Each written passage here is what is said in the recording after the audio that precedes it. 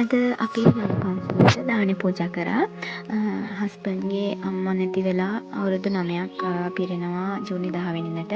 ඉතින් ඒ වෙනුවෙන් තමයි අද 12 වෙනිදා දානේ පූජා කරේ. මොකද මේ 10 වෙනිදාට ඇත්තටම දානයක් තියෙනවා නිල්ලිගල පන්සලට. ඒ වුණාට හස්බන්ඩ් එදන්නේ වඩු ගන්න බැරි තත්ත්වයක් තිබිච්ච නිසා අපි මුදල් බැඳලා නෙල්ලිගලට යන්න විතරයි අපිට බැරි වුණේ. ඉතින් ඒ නිසා දානේ හොයාගෙන ගියාද උදේ පාන්දරම 12 වෙනිදා ළඟ පන්සලට. අපේ පොඩි පන්සලක් නිසා පොඩි හාමුදුරු ළමයි දෙනමක් විතරයි වැඩ ඉන්නේ.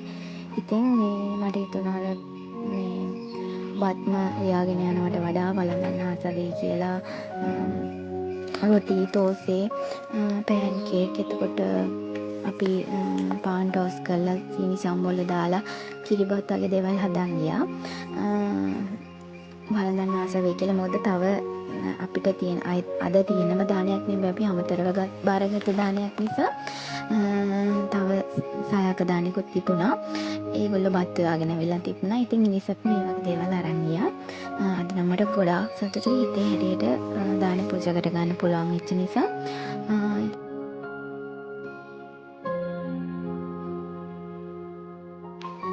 අද හස්බන්ඩ්වත් ගෙදර හිටපු නිසා එයා ගොඩක් උදව් කරා.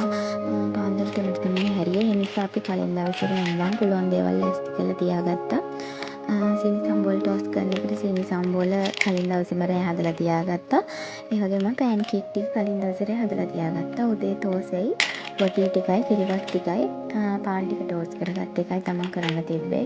ඊට අමතරව තෝස වලට චට්නි සම්බල් එකයි ලුණු මිරිස් හදාගත්තා. කිරිබත් එක වළඳන්න එකටයි එතකොට රොටි වලටයි අමතරව ඉතින් අපි පළතුරු අඹයි පැපොලේ කපාගෙන ගියා. කෙසෙල් ගෙනිච්චා. එතකොට යෝගට් නෙමෙයි ජෙලි පුඩින් එකක් අරන් ගියා. ඉතින් හිත සතුටින් අපි පූජා කරගත්තා. හස්බන්ඩ් ගොඩාක් උදව් කරා. පොඩි එක්කෙනාට යාට තේරෙන විදිහට ඉතින් උදව් කරනවා. ඊට පස්සේ පන්සලට ගොඩක් ගියාට පස්සේ පූජා කරාට පස්සේ හැදි වෙලා තිබ්බ අපි පන්සල මත ගියා. ඉතින් අද ගොඩාක් හිතට සතුටු දවසක්.